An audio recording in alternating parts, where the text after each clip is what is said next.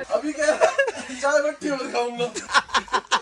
बहुत गंदे लोगों के साथ आया हूँ साले। भाई साहब यहाँ से गिरे तो गिरे। फटी थी ना, गिरा था ये हरा वाला जादू, वो आ गया था साले के, रो गया था वहीं पे, वो तो मैंने सोचो एक ऐसी जगह जहाँ मंदिर की घंटियों की गूंज और बर्फीले पहाड़ों के बीच रंग बिरंगे फूल, 14 किलोमीटर का ट्रैक, बारिश, पथरीले रास्ते और सामने हिमालय की चोटियाँ। हाय, मैं हूँ Gaurav, welcome to my second blog. रात के 11 बजे हमने अपनी यात्रा शुरू की। बस की खिड़की से दिखता अंधेरा और अंदर एक अजीब सी शांति, जैसे मन कह रहा हो कुछ खास होने वाला है।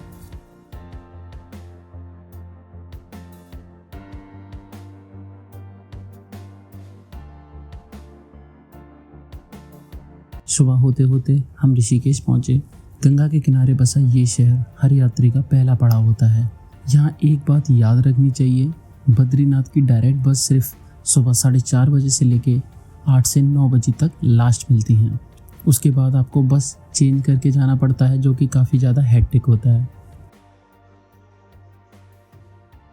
Yo guys, morning at Rishikesh. अभी हमने नाश्ता मंगाया है।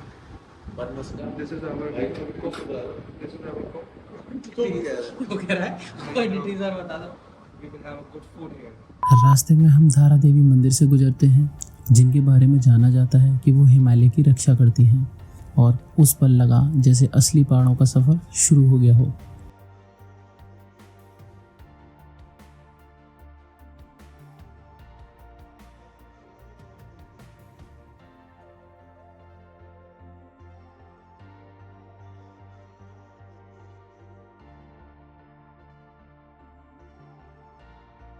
पर पहाड़ अपना नियम खुद बनाते हैं। बीच रास्ते में एक लैंडस्लाइड ने हमें 2 घंटे के लिए रोका।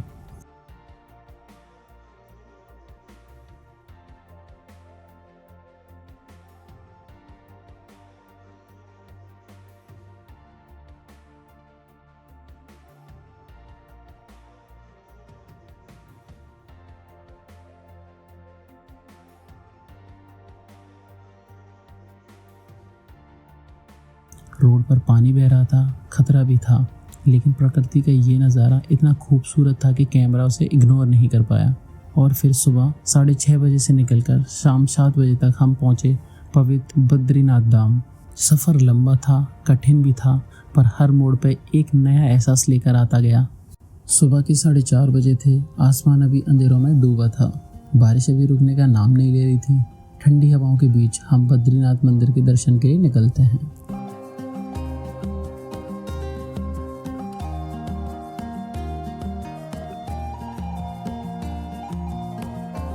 हमारी यात्रा की शुरुआत होती है श्री बद्रीनाथ धाम से, जो 4 धामों की यात्रा में एक महत्वपूर्ण धाम है। समुद्र तल से 10,000 फीट की ऊंचाई पर स्थित ये मंदिर भगवान विष्णु को समर्पित है। बद्रीनाथ का इतिहास भी कुछ कम अद्भुत नहीं है। कहा जाता है कि यही वो स्थान है जहां नर और नारायण तपस्या करते हैं। आदि शंकराचार्य जी ने इस मंदिर की पुनः स्थापना की थी, और तब से ये जगह हर भक्त के लिए एक मोक्ष का द्वार बनी हुई है।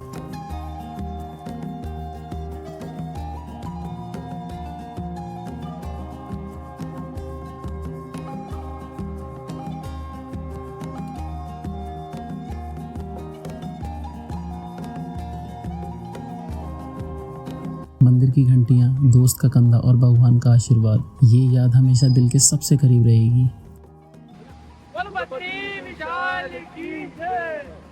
Guys, we are at Badrinath and अभी टेम्परेचर जो है वो 1 डिग्री है और बहुत इंजॉय हो रहा है। मेरे 2 भाई हैं साथ में।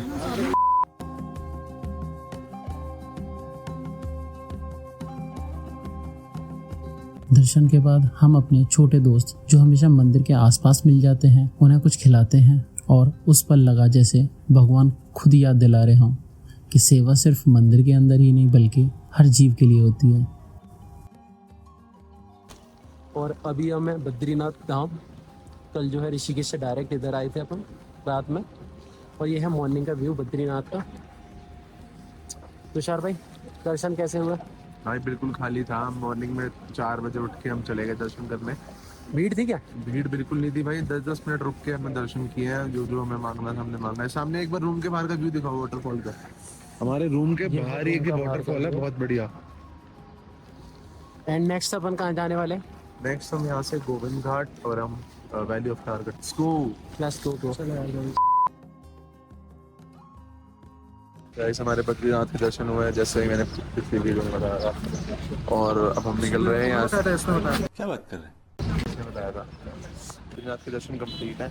अब हम अपने होटल हम चेकआउट निकल रहे हैं करके कहाँ? अपनी इस गाड़ी को बुक करके हम जा रहे हैं यहाँ से गोविंद घाट। गोविंद घाट, और वहाँ से कहाँ चलना है? हमारा वैली ऑफ फ्लावर्स का ट्रैक शुरू हो जाएगा गाइस।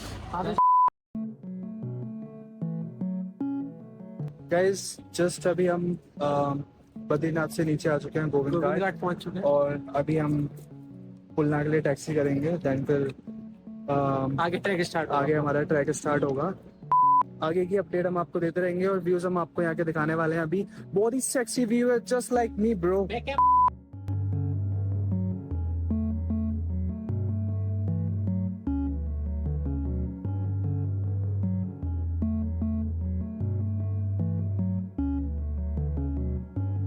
वहाँ से टैक्सी ली पुलना तक।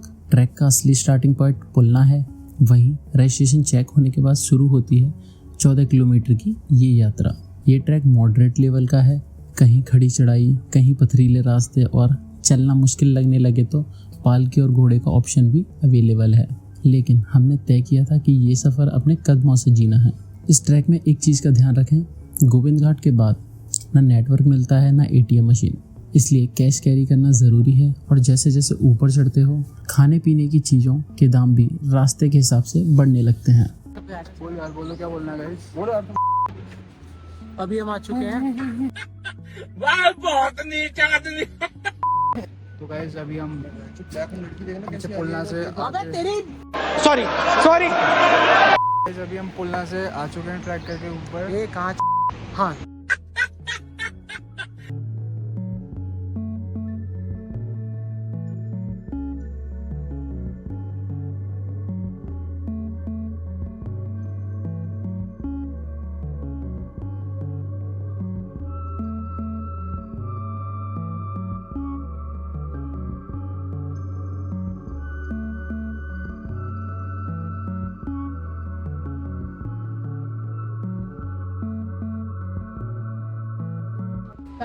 सिंपल सी चीज है। अर्ध गरम जानते हो? बहुत गर्म भाई, बहुत गर्म। गाइस हम आधे रास्ते भी नहीं आए गंगरिया के ट्रैक के, और इसकी भाइयों मैं देखो ऐसे यूं जिम जाया करो जिम जाया करो, सर नहीं होता गाइस। थक चुके हैं बहुत ज्यादा। छपरी। गाइस बहुत गंदे लोगों के साथ आया हूँ, साले हैं, इनको कुछ नहीं आता, ट्रैक नाम की चीज नहीं।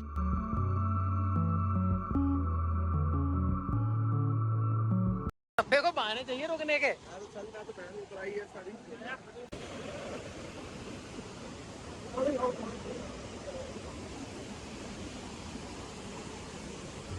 सुबह 11 बजे से ट्रैक स्टार्ट किया।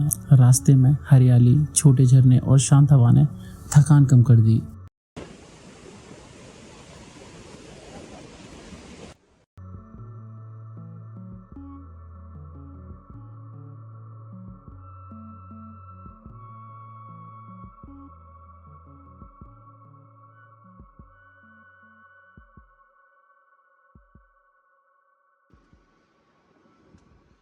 ये क्या तो शायद शॉर्टकट है। सालों हाथ पैर सब लग गए शॉर्टकट के चक्कर में। भाई पोलर भी है जिंदा, गर्मी के टाइम में निकला है। ये ब्रो कान फट गई भाई।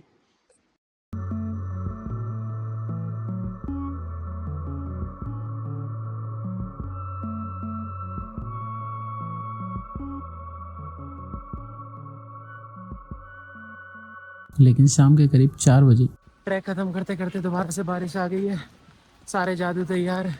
ये मेरे लिए व्यूज लेगा, बड़ा कंटेंट आता है। जय बोलेगा। सभी जय बोलेगी। Guys content is here. आज पंजाबी की गल कर शाम 7 बजे हम गागरिया पहुंच गए। सुबह सुबह 6 बजे हम निकल पड़े अपने main destination valley of flowers. 1 साल का इंतजार था और आज वो दिन आ ही गया।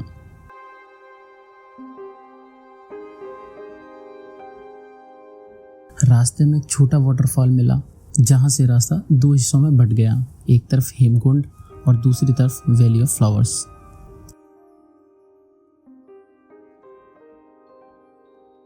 वैली की तरफ मुड़ते ही एक चेक पोस्ट आती है जहाँ से आपको परमिट लेना होता है, जो कि एंट्री के लिए काफ़ी ज़रूरी है। साथ ही यहाँ पर आपका सामान भी चेक होता है, क्योंकि वैली के अंदर प्लास्टिक ले जाना सख्त मना है।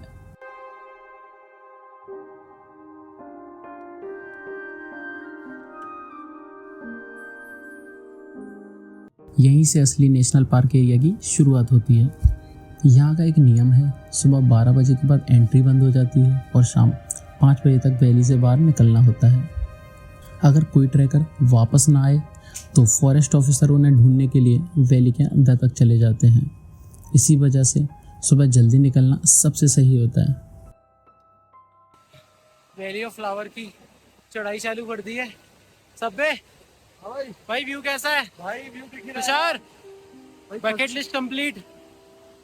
भाई साहब तो मेरा कैमरा ब्लर है भाइयों, आईफोन से फोटो डालूंगा, टेंशन मत लो। जन्नत है भाई बादलों में हम। और ये मैं आसमान की ऊंचाइयों में बहुत ऊंचे, पूरा कोहरा ही कोहरा। ये देखो भाई मेरे भाई आईफोन में भाई फोटो ले रहे। देखो गाइस कैसा है।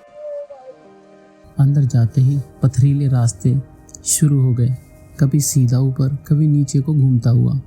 हर मोड़ पर एक डर भी था कि एक गलत कदम और नीचे गहरी खाई, लेकिन इस डर में भी असली एडवेंचर छुपा हुआ था।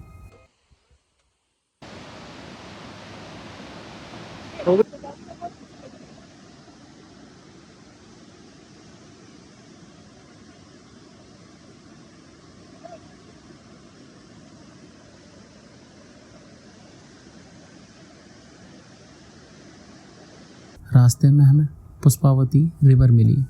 उसके बहते हुए पानी को देखकर लग रहा था कि इंसान प्रकृति के सामने कितना छोटा है। ये घाटी एक प्रोटेक्टेड नेशनल पार्क है और सबसे बड़ी बात, इस ट्रैक में कहीं भी दुकानें नहीं होती हैं, इसलिए खाना और पानी खुद कैरी करना पड़ता है। जंगल के अंदर कहीं पर जानवरों से सावधान रहिए के बोर्ड लगे हुए हैं, उन्हें देखकर एक अजीब सा डर भी लगा रहता है।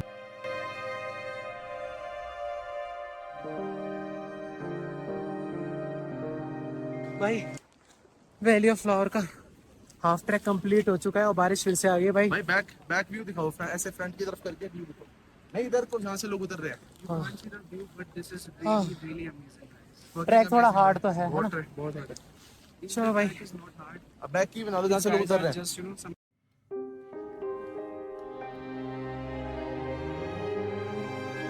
चल रहे हैं भाई, देखो रोड कुछ नहीं है, पत्थर है, नीचे खाई है। हाँ। और देखो लोग उतर रहे हैं, दिखाओ गौरव भाई, लोग उतरते हुए दिखाओ कहाँ से उतर रहे हैं।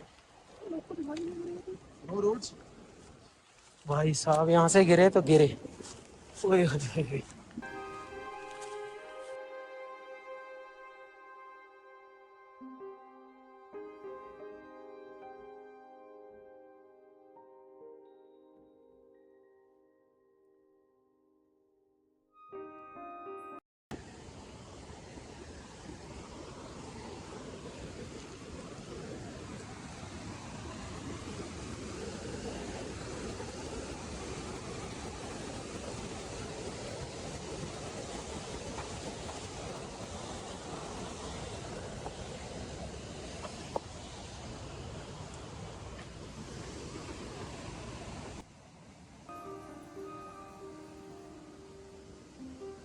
नहीं आ जा।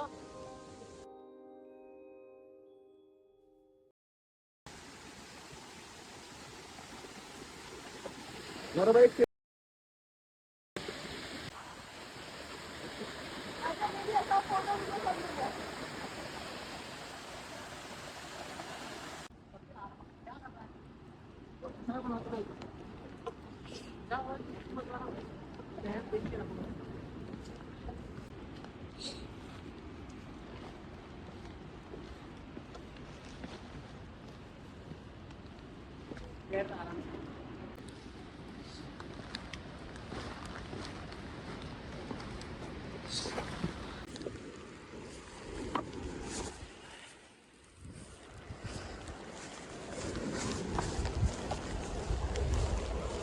ये घाटी सिर्फ जुलाई और सितंबर में खुलती है।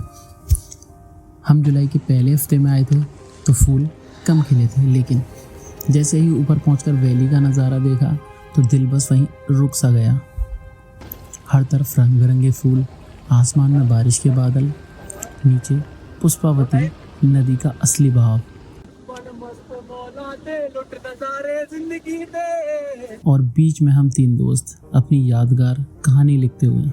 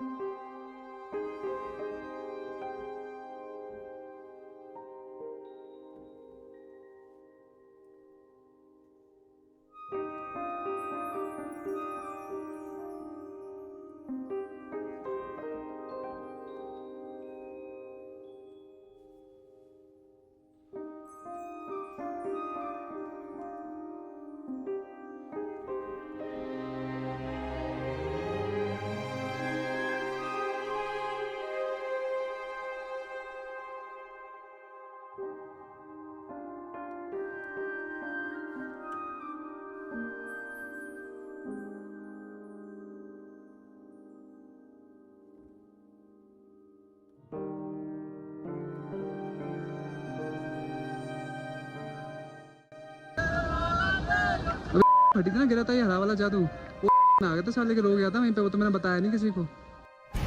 थैंक्स। पीछे देखेगी नहीं कि दोस्त चल रहे हैं फटते हुए दो आई मीन जादुओं की। ये ग्रीन वाला थोड़ा हाइब्रिड जादू है। अब देख तू जिम करता है घर में ही और उसका 4 गुना खाता है। देखो देखो पेट देखो इस झांटू का, ये नीला निकल जाएगा तू, चल तो सही। मैं यहाँ से रहूँ। ओए ड्रामे नहीं, जो रोड है उससे जा। सब भाई चीता आदमी हो यार तुम। अबे नहीं गिरा, ठीक है चल, वो हो गया जो हो गया। नीचे लौटते वक्त बारिश और तेज हो गई, आराम से। रास्ते फिसलने लगे और क्यों लग रहा है बादलों पे चलने है ना। लेकिन दिल में एक सुकून था कि हमने अपना सपना जी लिया था। हाँ हाँ आराम से निकलो, कोई दिक्कत नहीं। लैंडस्लाइड एरिया तो है लेकिन आराम से निकलो। हम कौन सा रुक रहे हैं यहाँ पे।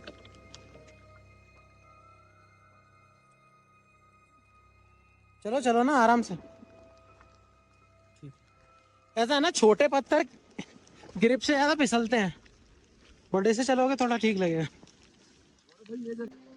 और आखिर में समझ आया, जिंदगी का असली सफर वो होता है जिसमें खतरा भी हो, कठिनाई भी हो, लेकिन जब दोस्त साथ हों और प्रकृति अपना रूप दिखाए तो हर कदम एक नई याद बन जाता है। वैली ऑफ फ्लावर्स हमेशा याद दिलाएगी कि ये सफ़र ट्रैक नहीं बल्कि एक डिवाइन एक्सपीरियंस है।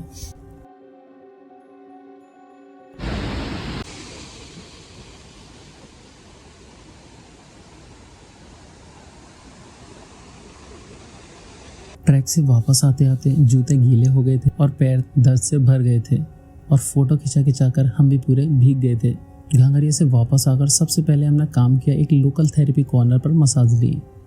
थके हुए पैर की वो छोटी सी थेरेपी ने एकदम रिलैक्स कर दिया। लग रहा था जैसे पूरा सफ़र एक एक करके आंखों के सामने चल रहा हो।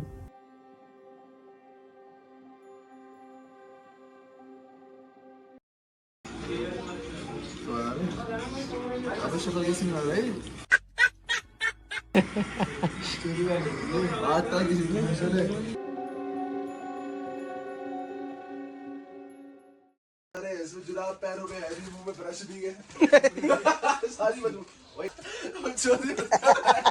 और बनाए दिखाओ इसकी वीडियो में भाई।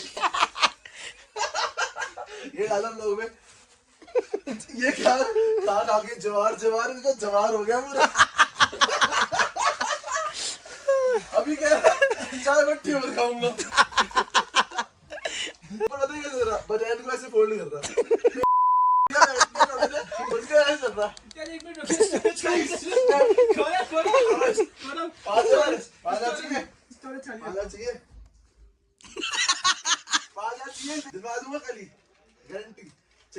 तू ट्रिप पे नहीं ला सका, तू उससे 5,000 दिलवा लेगा। गौरव भाई कहेंगे वही मैं करूंगा फिर। अबे यार चल लो यार।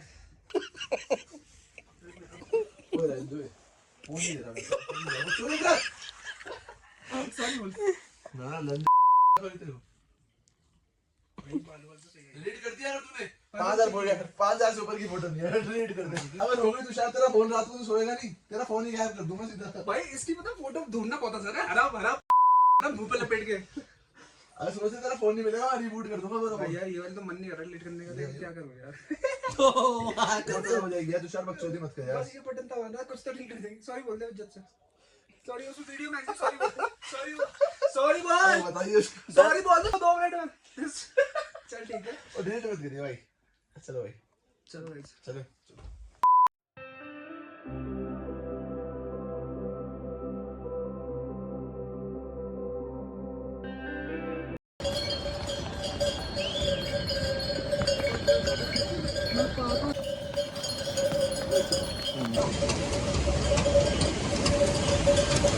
और अगले दिन सुबह 6 बजे हम घोड़ा करके 3 घंटे के अंदर नीचे पहुंच गए।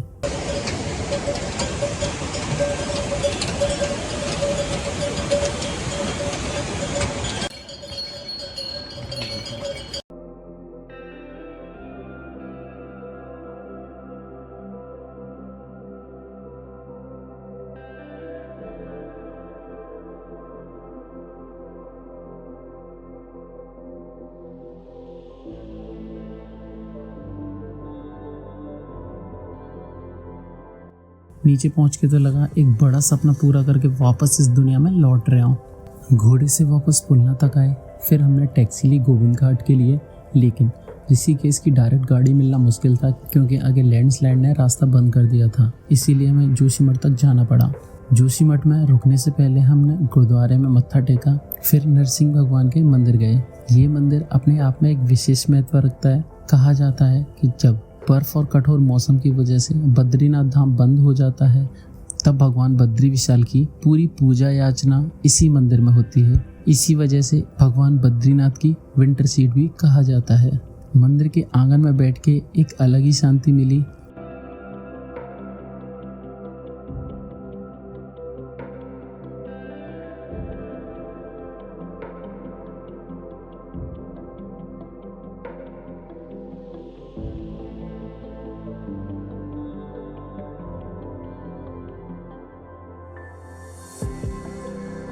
और अगली सुबह जोशीमठ से हम सुबह 4 बजे निकल गए। 7-8 घंटे का ये सफ़र करके हम वापस ऋषिकेश पहुँचे। वहाँ से बाइक रेंट की और सीधा गंगा जी के किनारे आ गए। और गंगा स्नान के बाद सारी थकान, परेशानी, बारिश सब कुछ धुल गया और इसी पवित्रता के साथ हमने नीलकंठ महादेव मंदिर के दर्शन किए। वहीं समझ आ गया कि ये सफ़र सिर्फ पहाड़ों का नहीं, सिर्फ ट्रैकिंग का नहीं, ये सफ़र अपने अंदर डर को तोड़ने का था और अपने दोस्तों के साथ जीने का था, और सबसे बड़ी बात भगवान की शरण में आने का था।